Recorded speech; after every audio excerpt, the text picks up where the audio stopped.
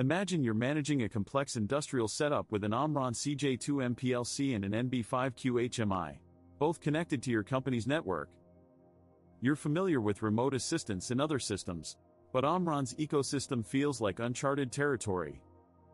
Your goal is to enable remote access for troubleshooting and maintenance, but you're unsure about the protocols and ports involved. Specifically, you're looking at port forwarding options and whether the FINS protocol plays a role. You're using CX14.3 for PLC programming and NB Designer 1.3 for the HMI. Understanding these nuances is crucial for seamless remote operations. And here's why that matters. Remote assistance can drastically reduce downtime and operational costs, making it a vital capability for any modern industrial setup. Understanding the protocols and ports is crucial for remote access. The CJ2M PLC uses Ethernet/IP, a robust protocol for industrial communication. However, it can also support the legacy FINS protocol, which is based on UDP/TCP. For remote access, you'll typically need to forward port 9600 on your router. Ensure your firewall settings allow this traffic. For the NB5Q operator panel, the process is similar, though it primarily uses the FINS protocol. Remember, opening your network to external access can pose security risks. Consider using dedicated remote access devices like Sekamea or Yun, which create a secure tunnel for remote communication without exposing your internal network. To enable remote access, you need to configure your router for port forwarding. Begin by accessing your router's settings interface. Locate the port forwarding section.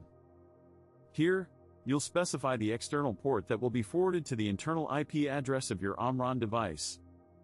For the CJ2M PLC, use port 9600. Ensure the protocol is set to TCP or UDP, depending on your specific needs. For the NB5Q operator panel, if it uses FINS, you may need to forward additional ports, typically in the range of 10,000 to 20,000. Save your settings and ensure your firewall allows these ports. This configuration will enable external devices to connect to your Omron devices over the internet. Now, let's dive into the practical steps for configuring your Omron CJ2M PLC and NB5Q operator panel for remote access. First, ensure your router is set up for port forwarding. For the CJ2M, you'll need to forward port 9600 to the PLC's IP address. Remember, the CJ2M uses Ethernet/IP, not FINS, for communication. For the NB5Q, if it supports FINS, you may need to forward additional ports, typically in the range of 5000 to 5010. Make sure your firewall settings allow these ports. A pro tip: use a dedicated remote access device like Sekamea or Yun to avoid exposing your corporate network. This setup ensures secure and efficient remote access. And here's why that matters: it keeps your network secure while allowing you to maintain your equipment from anywhere. Now, let's dive into handling exceptions when setting up remote access for your Omron PLC and operator panel. Imagine you've set everything up, but you're encountering issues.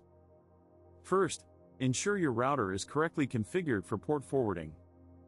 For the CJ2M PLC using Ethernet/IP, the port is 9600.